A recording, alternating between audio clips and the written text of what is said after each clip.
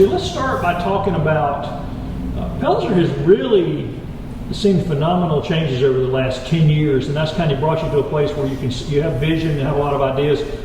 Remind people what's happened in the last 10 years that helped Pelzer's future. And we've told this story before, but it is worth repeating because every time people ask about it, they cannot believe the change that happened around, I believe it was 2015, in that when Pelzer was incorporated around 1952 or 3, they just incorporated the main streets. And I believe that part of that was because the people who ran the mill lived on those streets and they wanted to ensure that the leadership stayed with the leadership of the mill. So in 2015, we explored the idea of incorporating the rest of the town, which included the upper and lower mill villages. And there was a referendum, which I voted in. I was not part of council at that time. I was a fairly new resident. And I believe it passed by only like 17 votes. And overnight, we went from a population of, if you look it up, on census data, 89 to almost 1,400. Pretty big jump in population. Fastest growing city in South Carolina? I couldn't claim that, but it wouldn't be necessarily true. Yeah, so what that did is that it expanded our town limits all along the Saluda River and all the way up to Highway 20 and beyond, and allowed people to have a say in how the town was run, in that they could run for office. And prior to that, I am told it was hard to get people to be on town council because you were basically drawing from the same 4 streets, some of which were small streets.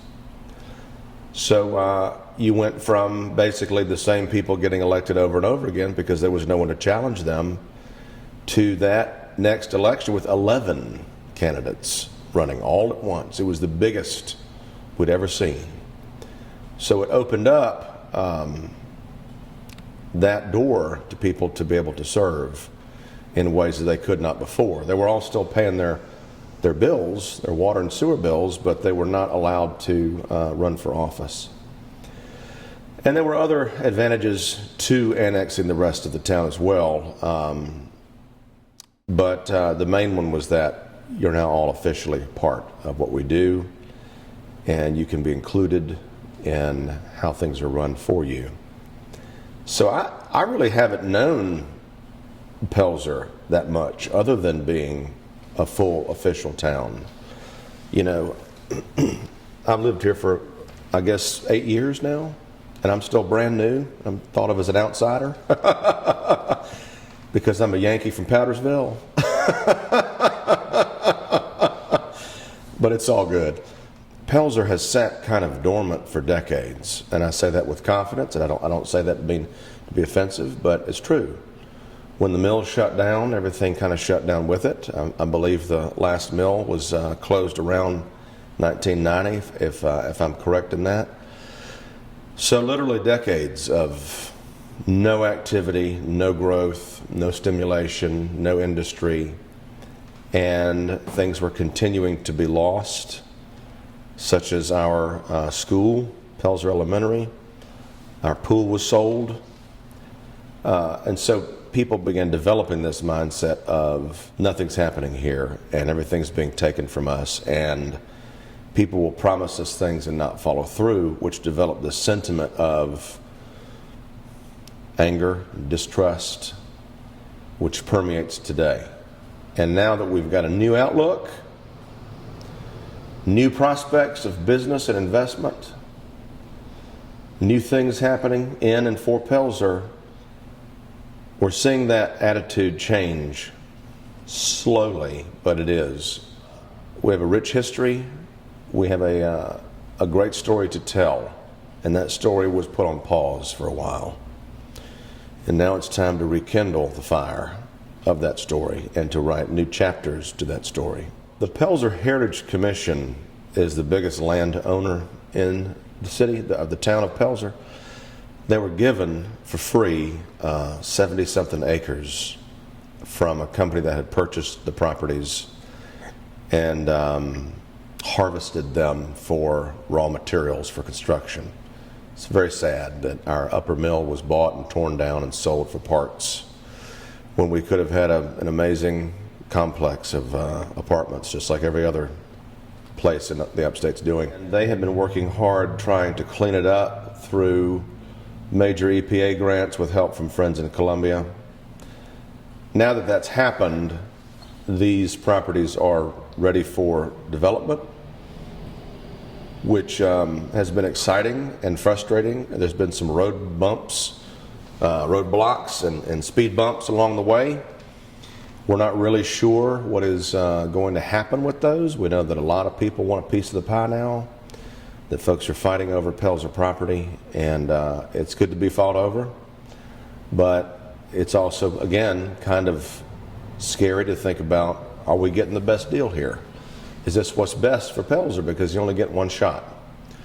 I will add to this that last night we did vote to annex more property at our council meeting, one of which was a small portion, which is the old Pine Lawn Cemetery. It's Pelzer's historic cemetery. It just happened to be outside of our town limits, owned by the Pelzer Heritage Commission, and they asked to be annexed, just to be an official part of the town. And our extra police coverage can then patrol that area. So we have voted on the first reading of that. The second one was a much larger piece of land that has recently been purchased and closed on by a development company. It is 56 acres on Courtney Street, just south of here. And if you look at a map, it's already kind of surrounded by the town of Pelzer. And right across the street from them is Pelzer's Lagoon property, that giant piece of 120 acres of land that Pelzer owns. So they have applied to be a part of the town. We have voted yes unanimously on the first reading of that. They intend to build single-family homes. And so this is a big deal for Pelzer because we have not seen mass construction of residential here since the 1890s. Well, everyone knows that Greenville's getting big, and everything is growing around Greenville as well. And we've seen it. We've seen the interest. So has West Pelzer and Williamston. Piedmont is about to get a lot of new houses. I don't know how we're going to have enough schools for all these new kids coming in.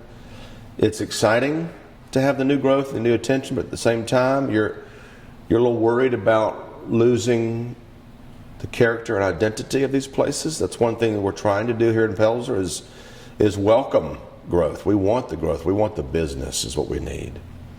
But at the same time, we want that new growth to fit in with what's here, to fit in with the uniqueness of Pelzer. And so I've met with these developers, and they're very successful, and they're good people, and they've done a lot of really great projects. So we're excited about that. And as we continue to talk with them, I encourage them to build what will fit within our already established historic community rather than create a departure from it, because it's right here, right next door.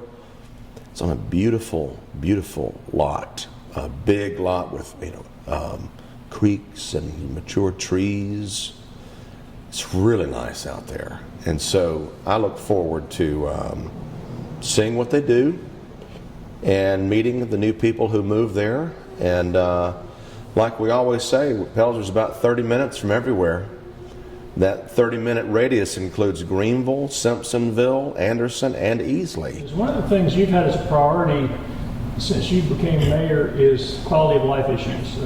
Having green spaces and parks and trails and encouraging the arts community. Talk about why that's been so important for a town like Pelzer. You ask any municipality, they would love to have a successful venue of ticketed events. Why is that?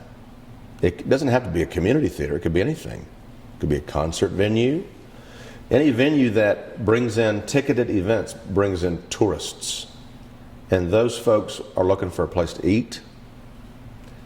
And if your town has cheaper gas than the next town, they're going to be buying some gas if they can afford it. But ask anyone, and they want that. A lot of folks know that my theater group, Milltown Players, has been successful in the past with attendance because we like to keep our shows of high quality and the ticket prices of the best affordability that we're able to do. We've not changed our prices since 2018. We started in 2014, the year I moved here, and ticket prices then were only $7, $8, and $10. And then we raised them in 2018 to $10 for seniors and students and military and $12 for the general public. And we've stayed at that level since 2018. We don't plan to change it anytime soon. We are one of the most affordable community theaters in the area. I believe it's us and Market Theater, our good friends at Market Theater in downtown Anderson. And so that's important to us because we want to be accessible to everybody. We don't want to be an activity only for the rich or people who are affluent or able, have that disposable income. We want to be a place where anybody who wants to see a show can. And so we're trying real hard to stay right there. So we've been around for this is our 8th season. So next season, starting in the fall, will be our 9th, of course. And then also we're starting our 1st season in Simpsonville. Simpsonville has had their eye on us for many years, actually since our beginning, because Simpsonville was considered a location for Milltown Players originally. But because the auditorium here was vacant and the school district had the foresight to say, hey, we want you to start something here and we'll enable you to have cheap tickets, they are the reason we're here in Pelzer, the reason I'm here in Pelzer. I would have never come here or moved here had it not been for starting my theater company here. If you go anywhere, people say, Pelzer, oh yeah, I've seen shows down there, Milltown Players. And that is a positive thing to be excited about. Pelzer probably has more green space per capita than anywhere else that I know of. We have so many parks, and we're hopefully about to get even more. One of the highlights of the master plan is a townwide trail system, and I am working on that to try and secure the land needed for that trail system. It all depends on the answers of the Pelzer Heritage Commission. I'm waiting on them. I'm also waiting on Central Rivers, the hydro plant that owns all of that riverfront property right there on the Saluda. They have offered me a permanent easement, which is a great place to start, so that we can begin looking at constructing our townwide trail system. And the further goal is to connect that system to West Pelzer and Williamston. Ask anyone who has any sense, do trails help a town? And the answer is a big, bold yes. You look anywhere that has a successful trail system, such as, do we even have to say it? Swamp Rabbit Trail and Travelers Rest. Everyone knows that story. When I was a kid growing up, we never went to Travelers Rest unless you went to Sunrift Adventures to buy some outdoor equipment. That's the only reason. The Swamp Rabbit Trail goes in, Travelers Rest sees a boom. Okay? It is great for quality of life, for tourism, for connectivity, for someone to get on their bike and to be able to take a safe trail through green space to go visit a friend. That is a really great amenity to have. It's like you're in some kind of a beach resort where you have all these little paths and connect everywhere else. We can have that. We can find the funding for it too. You don't even have to pay for it if you live here. But all you got to do is say, hey, good idea, let's do it. And it'll take off. So, it is challenging to maintain our properties because we only have 2 employees that do it. I was going to mention, Pelzer also had the first ADA accessible kayak launch in the county. That's right. And for you to say that and remind us of that is a big deal because the Saluda River has some major attention now and major traffic. My buddy Nathan Weaver and the Saluda River Rambler is a big hit. He takes them. He takes anybody who wants to go on the river, takes care of everything. Provides the kayak, the transportation. They drop in at Piedmont, come on down to Pelzer, picks them up, takes them back, and it's cheap. But the traffic with the Saluda River Rally, is that what it was called, right? That was a big deal a couple weeks ago, and people love it because you get on that river, all your troubles go away. You get out in nature, water, and the trees around you. Oh man, it's beautiful. And it's right here. And one day I look forward to having the time to go down there and do that. If I can lose some weight and fit on some of those kayaks, I'm going to do it. And maybe some of these trails will encourage us to get outside and drop some pounds that we put on from the pandemic. You also have done a lot to refurbish and renovate the historic Monkey Park. Well, I will tell you, the Monkey Park was looking pretty rough. It was truly a jungle. Without monkeys. Without monkeys or anything else. And so when I was elected most recently, I guess in the beginning of 20, we looked at our hospitality funds and they weren't being spent. And I said, why are you not spending this? Well, we're poor. Yes, but this is intended for things such as park maintenance. That's what it's for. And so we had a lot of money just sitting there that had been collected that no one had put to use. And so we spent some time over there clearing everything out, cutting down dead and dangerous trees, raising the canopy of all those trees, doing some grading, putting up fencing, and lighting the whole place really well at night, repainting and roofing the picnic shelter, repainting the old bathrooms, doing some extra landscaping, nothing really to talk about yet, but and we put in a handicapped swing set, which is great to have. So basically we cleaned it up so you could actually walk over there and, enjoy it. So we've done a lot to maintain it and to improve it, and so we've come a long way, but as they say, you ain't seen nothing yet. And what I would really like to do in planning ahead for this next fiscal year is to hire someone to give us a master plan for the Monkey Park. But when you come here, how do we ensure that everything we have here is unique to this place and is something that you cannot find everywhere else? When something comes in, we have to say, well, is this going to be a part of who we are? And we also get to decide who we are. It's very exciting, when we talked about our town flag and we were trying to think of symbols and such, that was a hard thing for a lot of residents to accept. How important is hospitality tax to this? Huge. You kidding me? So we get to use that for little things, like little events, or if anything having to do with tourism. We bought all these American flags up and down Levee Street here to celebrate the time between Memorial Day and July 4th. Just to give ourselves a little lift of spirits and get everybody excited about this time of year and show off our patriotism. If I want to do anything for a park, anything new outside of just straight maintenance, that money is there for us to use. We can also use it on the community building, which we have a plan to totally redo with ARPA funding, hopefully. And so anything like the gym, we're sitting right here.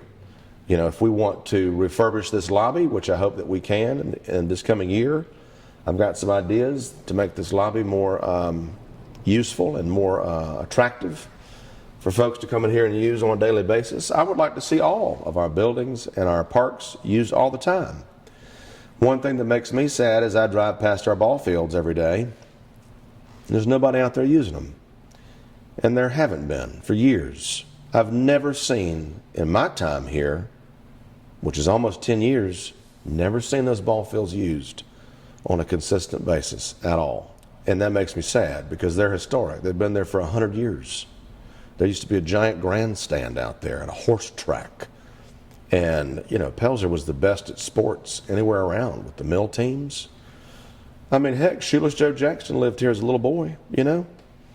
Probably played a little bit here before we moved to Brandon Mill. What about events? You got any events coming up this summer? We have our second annual Freedom Fest on July the 2nd. It's a Saturday. And we had a lot of fun with that last year. We hope to do that again. We're looking forward to having a patriotic parade as well. Entries are being taken. So anything that goes on in Pelzer, you can find on our Facebook page, which is very popular, and on the website as well. But those things are happening. We're also planning a celebration to celebrate the 100th year anniversary of this place we're sitting in right now, our historic gym, which was built in 1922. So we're going to have a party to celebrate that coming up.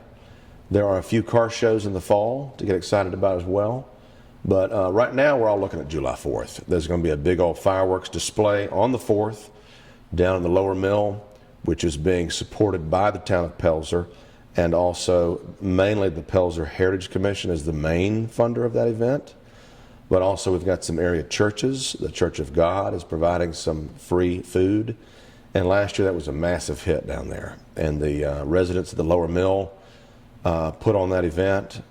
And it's the same people, some of the same people who are the light people at Christmas. So the light people like to get things lit at Christmas and also for July 4th. So if you don't have a place to go, we're going to have a big old display down here on the 4th, the evening of the 4th. It's a Monday night, but they're spending twice as much money as they did last year, so it should be twice as good.